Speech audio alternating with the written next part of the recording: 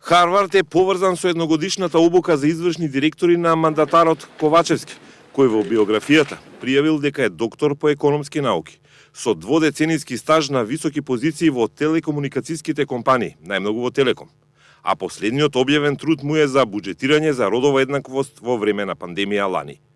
Најгорливото меѓународно прашање за тимот на Ковачевски е односите со Бугарија, за кои во програмата на идната влада е напишано дека ќе се продолжи со разговори со пријателската држава. Историјата ќе им се остави на историчарите, а е подвлечена и дебела црвена линија. За владата на Северна Македонија нема да постои никаква дилема дека никој не сме и никој нема да преговара за идентитетот на македонскиот народ и за историски и научно потврдената специфичност и уникатност на македонскиот јазик. Тимот кој го предложи Ковачевски има 6 дипломирани економисти, 6 дипломирани на Скопскиот правен факултет Јустинијана Прима, кој останува главен креатор на функционерските кадри. Нема ниту еден дипломиран филозоф, ама во биографиите има една филозофска мисла. Каде што има визија, има и промени. Ова е животната филозофија на министерот за внатрешни работи Оливер Спасовски, кој преживеа.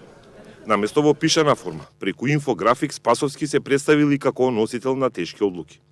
Слично по форма CV има и предложената вице-премиерка за борба против корупција, Славица Грковска, која не открива дека од мај лани работела во МВР во секторот за информатичка технологија.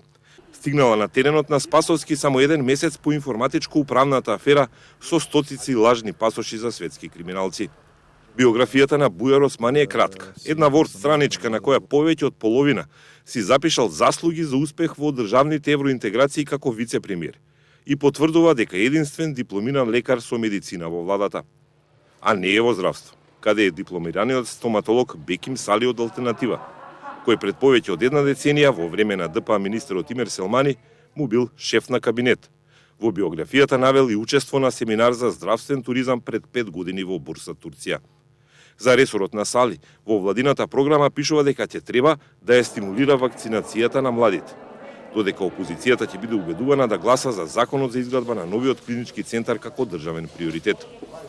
Неговиот сопартијат Джемел Чупи, дипломиран политиколог со искуство на вероучител и одбиен амбасадор од Кина, има двојазична биографија како и сите албанци министри, но неговата е карактеристична по тоа што е преведена со Google Translate. Дебарчанецот Чупи треба да биде без ресор, надлежен е за диаспората, па си пишал дека омилено хоби му е уживање во новости и документарци за меѓународен пазар, како и читање на дела за историја без Ј и цивилизација со Ј. Во новата програма се најде и место за Скопје 2014, со сличен план како и првата влада на Заев пред 5 години. Во 2022 година ќе извршиме ревизија и бришење од регистарот на сите незаконски запишани споменици и објекти од така наречениот проект Скопје 2014, кои по својата природа не можат да представуваат културно наследство.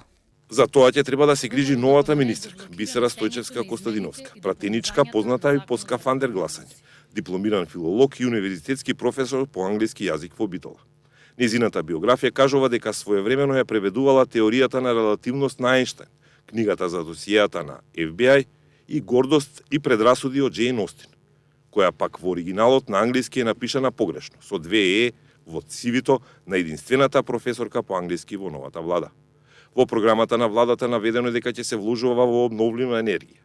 Меѓу нив е и проектот Стипион, планиран за изградба врз плодна почва. Ќе се работи на озаконување на криптовалутите, планирана и борба против корупцијата во сопствените реблови, која ќе почне со визуелно и аудио снимање на граничните полицајци. Нешто слично како во австралискиот случај Ѓоковиќ.